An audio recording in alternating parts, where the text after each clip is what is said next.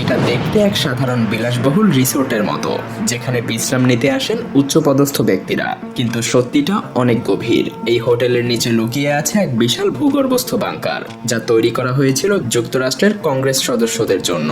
1950-এর দশকে যখন স্নায়ুযুদ্ধের উত্তেজনা চরমে, তখন মার্কিন সরকার বুঝতে পারে যে একটা পরমাণু হামলা হলে দেশ পরিচালনার জন্য কংগ্রেস সদস্যদের সুরক্ষিত রাখা খুবই জরুরি। তাই হোটেলের নিচেই তৈরি করা হয় এই গোপন আশ্রয়স্থল।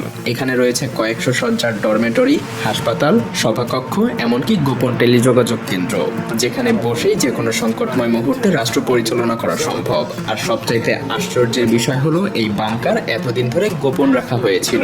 তবে 1992 সালে ওয়াশিংটন পোস্টের একটা প্রতিবেদনের মাধ্যমে প্রথমবার এই বাংকারের অস্তিত্ব ফাঁস হয়। তার আগে এটা একেবারেই অজানা ছিল সাধারণ মানুষের কাছে।